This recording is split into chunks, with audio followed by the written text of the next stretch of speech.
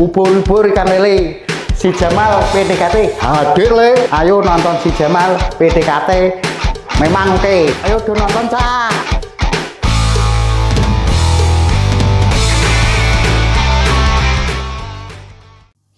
Assalamualaikum warahmatullahi wabarakatuh. Salam cerdas, sehat, bugar, produktif.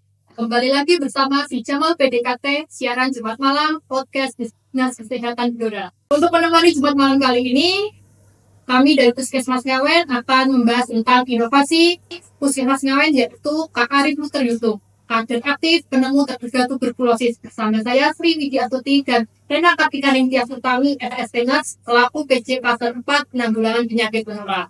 Untuk bersingkat waktu, langsung saja kita tanya-tanya kepada Kak Rena ya, apa sih inovasi Kak Arif Luster Yusuf ini Kak? Coba ceritakan sekilas. Oke.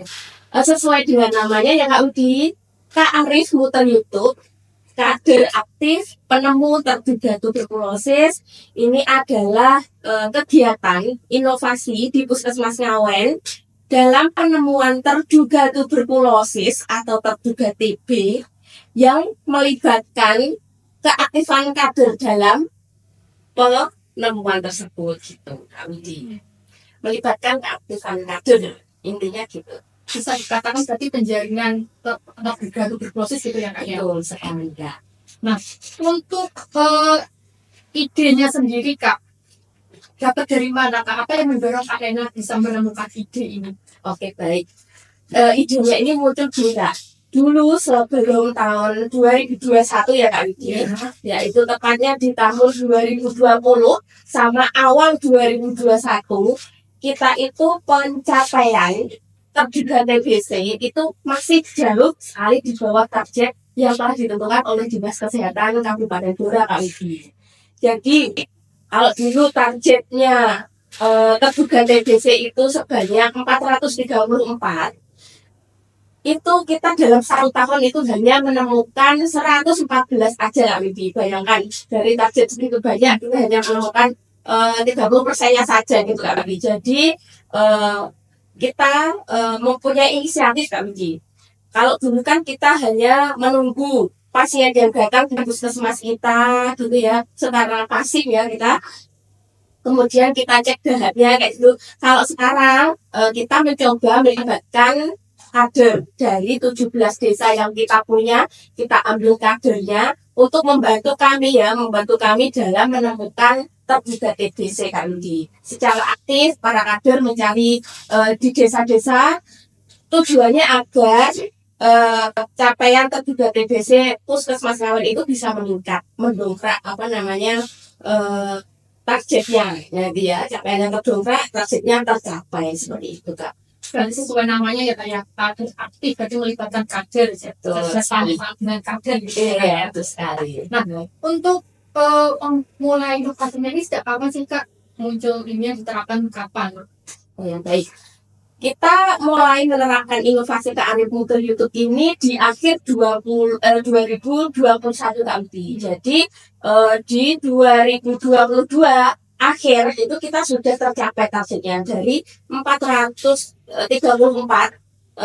target terduga TBC, kita sudah mencapai 100%. Mendapatkan terduga TB juga sebanyak 434 Kak Widi. Dan masih belum sampai sekarang berarti ya? Masih tetap berlangsung ya. Nah, untuk terkait dengan program pemerintahnya sekarang ya Kak, yang Posyandu ILP itu kan juga ada kegiatannya penjagaan screening kesehatan. Nah, apakah dari inovasi itu dengan program pemerintahnya sekarang Posyandu ILP itu ada kesinambungan atau saling dukung gitu nggak Pak? Oke, bagus sekali Kak Widi. Ini kalau dulu ya Kak Widi, kalau dulu kader kami itu bergerak di posyandu balita, posyandu lansia, posyandu remaja, dan pertemuan-pertemuan rutin lainnya. Kalau ada warga yang mempunyai gejala TBC, ada batuk berdahak lebih dari 2 minggu seperti itu, dimintai pasiennya dimintai dahaknya kemudian dikirim ke laboratorium Puskesmas Ngawen. Nah, kalau sekarang ada program pemerintah Posyandu ILP ya Kak. Di sini malah lebih kompleks lagi Kak Udi. Semua siklus hidup ada di Posyandu ILP. Jadi kader kami sekarang bergeraknya di posyandu ILP tersebut. Nah, ini juga ada lagi program pemerintah yang memberikan kesempatan pada setiap individunya untuk melakukan screening gratis ya Kak Widi, minimal 1 tahun sekali di posyandu ILP. Jadi pada kegiatan tersebut, screening kesehatan tersebut kan ada poin screening TBC gitu kan. Nah, di situ memungkinkan nantinya seluruh seluruh warga masyarakat bisa ter-screening atau bisa diperiksa lah ya semua ada gejala TB apa enggak kayak gitu. Kalau ada nanti bisa kita masukkan ke terduga TB kita juga gitu, menambah capaian juga gitu Kak Widi. Jadi antara inovasi dengan program pemerintah ini saling berkesinambungan Betul dan sekali. menjangkau banyak cakupan Iya, gitu betul, ya Kak Kak. Widi, ya. Karena sekarang kan posyandu ILP kan adanya per posyandu di desa gitu ya, jadi lebih mendekatkan jangkauan masyarakat juga ya. Iya, Kak. betul sekali Kak Widi. Nah, untuk tadi sering disebutkan terduga TB, terduga TB. Nah, itu apakah itu ada kriteria khususnya untuk inovasi ini yang dimaksud terduga TB itu yang seperti apa? Apakah mungkin ada kriteria atau gejalanya mungkin? Oke, baik Kak Widi. Sejak tadi kan kita nyebut Iya. terduga TB, terduga TB. Sebenarnya terduga TB itu seperti apa ya menurut saya? Nah, kalau terduga TB itu ya Kak Widi ya, untuk ada beberapa gejala sih ya Kak Widi untuk terduga TB. Yang pertama itu pastinya ada batuk berdahak lebih dari 2 minggu Kak Widi. Kemudian yang kedua ada penurunan berat badan selama beberapa bulan terakhir tanpa sebab ya. Oh, kok tiba-tiba berat badanku turun terus ya, nggak ada naik-naiknya gitu. Oke. Kemudian yang ketiga itu demam berkepanjangan. Demam berkepanjangan ini itu demamnya tidak tinggi, bisa dikatakan meriang-meriang berkepanjangan, paling suhu tubuhnya ya 37,6 sampai 37,9 seperti itu. 3 hari meriang, nanti 2 hari sembuh, 3 hari meriang lagi, 2 hari sembuh lagi, itu selama minimal 2 minggu. Okay? Kemudian yang keempat itu biasanya ada keringat dingin pada malam hari meskipun tanpa melakukan kegiatan. Kok kita sedang nonton TV tiba-tiba keringetan ya padahal nggak ngapa-ngapain gitu. Nah gitu. Kemudian yang kelima itu biasanya nafsu makan menurun gitu. Jadi kalau misalkan ada salah satu atau beberapa dari tanda yang saya sebutkan tadi ya, itu silahkan untuk memeriksakan ya kesehatan Anda ke puskesmas atau yang terdekat ya di PKD, puskesmas pembantu atau di posyandu ILP yang berada dan dilaksanakan di desa masing-masing setiap bulan 1 kali gitu ya gitu kan. Itu ya sobat sehat. Jadi kalau aku temukan ada tanda dari satu atau beberapa dari 5 tanda-tanda yang disebutkan Kak Ena tadi, monggo untuk kita segera periksa atau screening kesehatan di posyandu, PKD atau puskesmas terdekat dari rumah kita gitu ya Kak ya. Betul sekali Kak Widi. Nah, jika ada tanda-tanda seperti itu, nah pemeriksaan lanjutannya seperti apa Kak? Oke, untuk pemeriksaan selanjutan, misalkan ada tanda-tanda tersebut, nanti biasanya kalau di desa kader kami itu selalu ready ya Kak Widi. Misalkan panjenengan semua itu baru males ke posyandu ILP dan ada gejala batuk, itu bisa menghubungi ke kader kami atau jenengan laporan ke kader kami yang ada di desa masing-masing. Nanti bisa jenengan tetap ada di rumah. Nanti kader kami yang akan mengambil dahak jenengan. Caranya biasanya kader kami itu kami bekali dengan tempat dahak atau namanya seputumpot itu, kayak botol kecil yang ada tutupnya warna kuning itu. Nanti jenengan dikasih itu di rumah ya. Terus nanti jenengan cukup melakukan berdahak di botol tersebut sedikit saja, dahaknya nggak usah dipenuhi botolnya ya, pemirsa ya. Sedikit saja ya, ya. Jangan banyak-banyak, sedikit aja udah cukup gitu ya. 1 kali dahak gitu.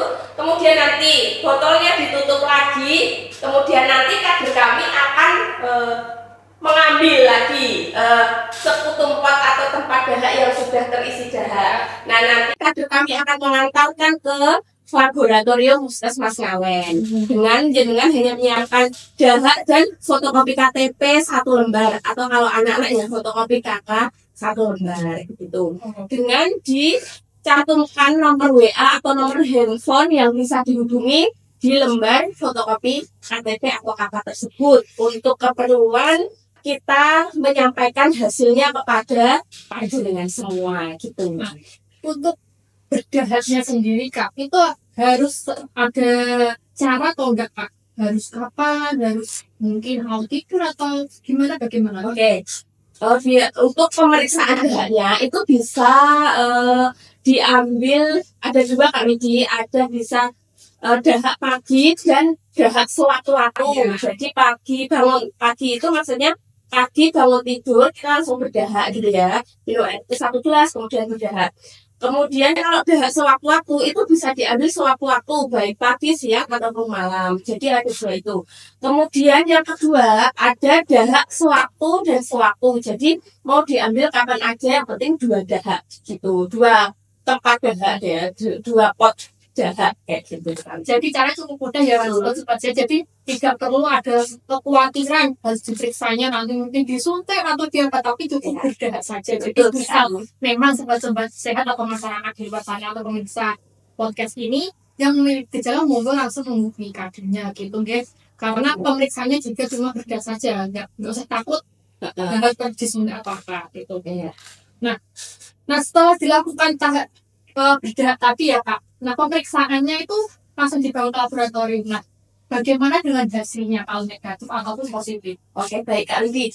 Jadi gini ya pemirsa, untuk dahak yang sudah diantarkan oleh kader atau pasien yang datang sendiri mengantarkan dahak ke laboratorium puskesmas kami, Puskesmas Ngawen ya, itu nanti akan diperiksa oleh petugas laboratorium menggunakan alat yang namanya alat TCM, namanya ya, alat TCM. Nah, nanti setelah diperiksa menggunakan alat TCM itu akan keluar hasilnya.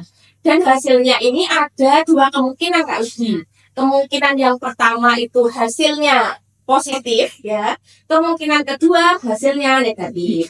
Kalau yang hasil positif, nanti dari laboratorium itu akan merujuk internal ke ruang pemeriksaan khusus di Puskesmas Ngawen.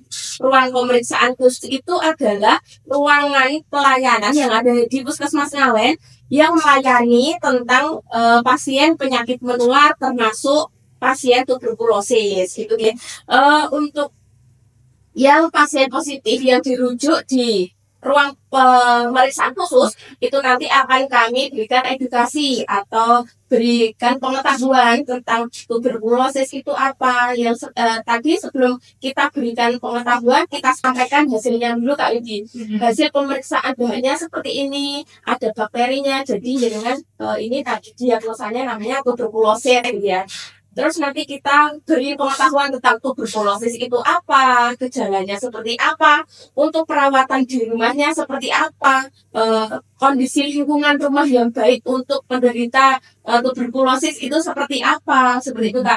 Terus nanti untuk pemeriksaan selanjutnya yang untuk tuberkulosis kan wajib dites dites gula darah sama tes HIV itu ya, itu wajib program dari pemerintah. Tes HIV atau tes daya tahan tubuh lah ya.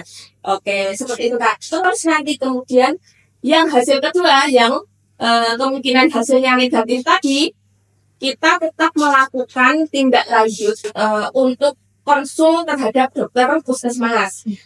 Karena kemungkinan pasien yang tadi diperiksa kan ada gejala batuk.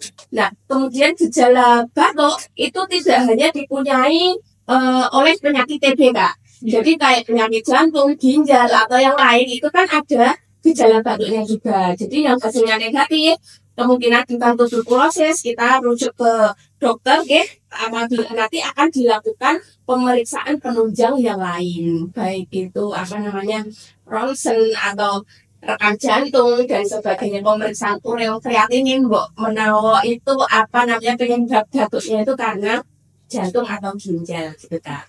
Berarti kalau hasilnya yang positif itu nanti akan dilakukan pengobatan segera oleh puskesmas Ngawen langsung Ya. karena memang sudah ada tempat ruangan khususnya pemeriksaan khususnya tadi ya. Ya. Tapi kalau yang negatif akan dirujuk atau dilakukan pemeriksaan lanjutan ke rumah sakit gitu ya.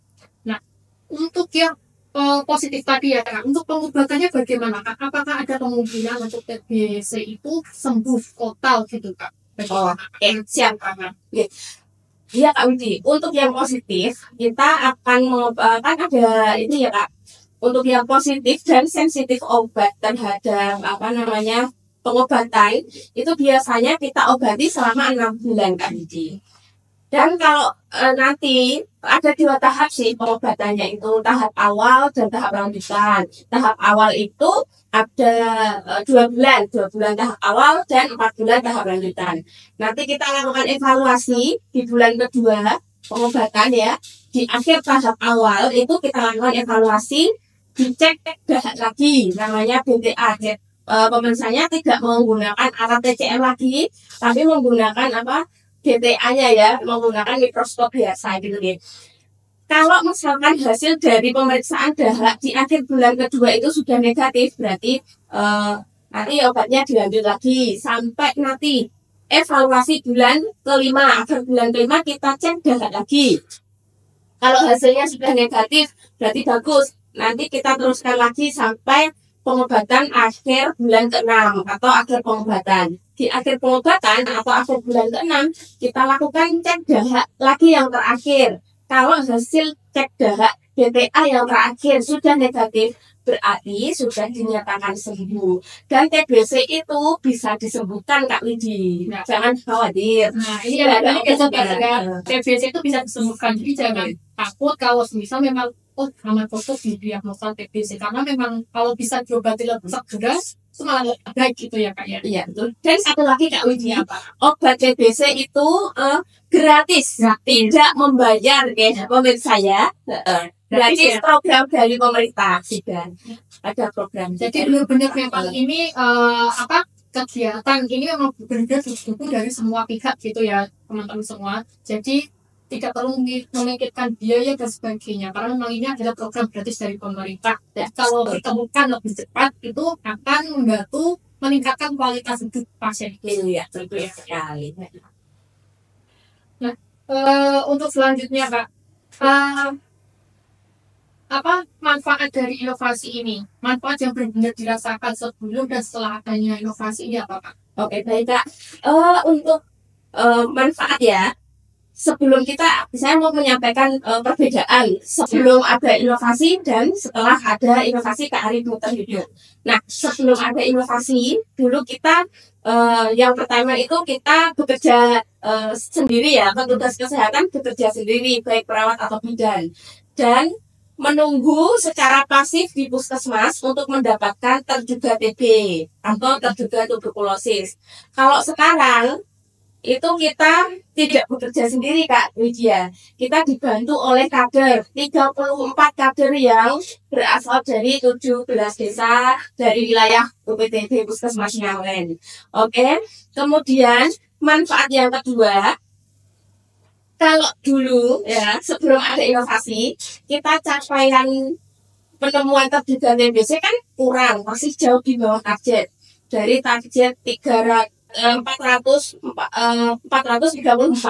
kita hanya menemukan 114 atau 113 itu per tahun ya, hanya 30%.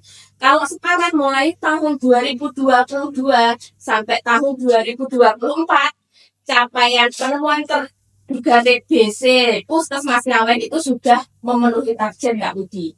Bahkan di akhir tahun 2024 kemarin, kita itu dari target 334, kita sudah mendapatkan capaian terduga TBC itu 473 Kak Widi. Jadi kita kemarin alhamdulillah ya, kita dapat apresiasi dari Dinas Kesehatan Kabupaten Blora pemirsa dalam penemuan terduga TBC ini. Selamat. Nomor 1 dari 26 puskesmas terbanyak kita penemuan terduga TBC terbanyak. Selamat, semoga tetap selalu bekerja dengan baik gitu ya Kak.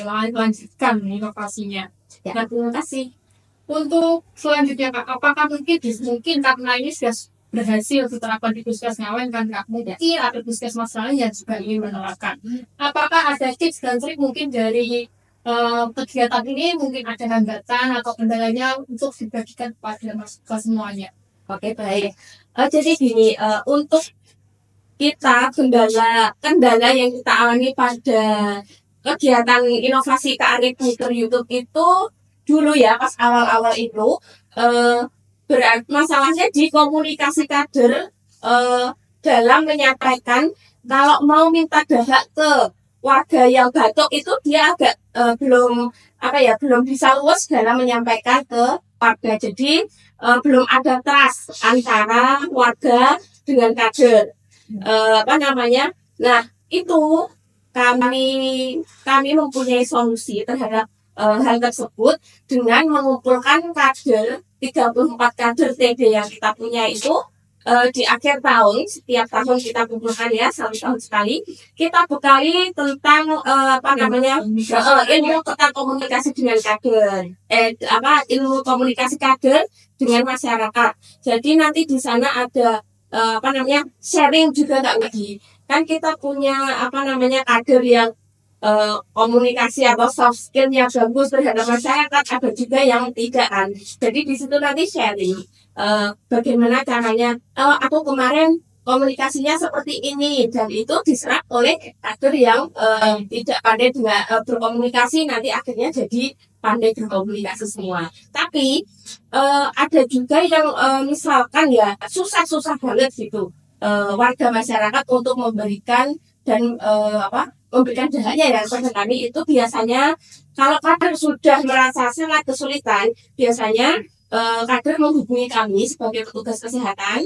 Kemudian kami petugas kesehatan nanti akan mendampingi kader terjun langsung ke rumah pasien tersebut. Jadi kita yang melakukan komunikasi, nanti kadernya mendengarkan kita melakukan komunikasinya seperti apa, lalu kadernya nanti mempraktekkan ke pasien yang lain seperti yang petugas kesehatan lakukan gitu. Jadi kita kayak memberikan contoh gitu ya, dengan terjun ke lapangan langsung. Berarti tetap kita sebagai petugas kesehatan mendampingi ya, agar jika ada menemukan kesulitan. Betul sekali. Ya. Nah, untuk penutup podcast kali ini Kak, mungkin ada saran atau nasihat dari Kak Rena tentang screening testing seperti apa Kak untuk masyarakat yang nonton podcast kali ini?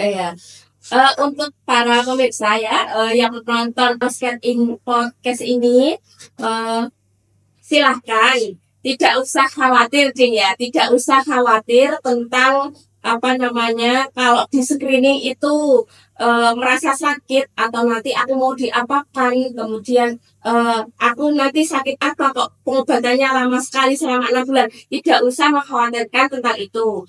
Kalau misalkan panjenengan semua mempunyai gejala yang pertama batuk berdahak lebih dari 2 minggu, kemudian atau ada penurunan berat badan tanpa sebab selama beberapa bulan terakhir, kemudian ada demam atau nyeri yang berkepanjangan, kemudian ada keringat dingin di malam hari tanpa berkegiatan atau nafsu makan menurun, segeralah jenengan datang ke PKD masing-masing atau puskesmas pembantu di desa masing-masing, atau yang paling enak ya Kak, itu terjangkau adalah di Posyandu ILP di desa masing-masing yang akan dilaksanakan pokoknya setiap bulan sekali ya di desa masing-masing, untuk memeriksakan diri panjenengan semua ke fasilitas tersebut.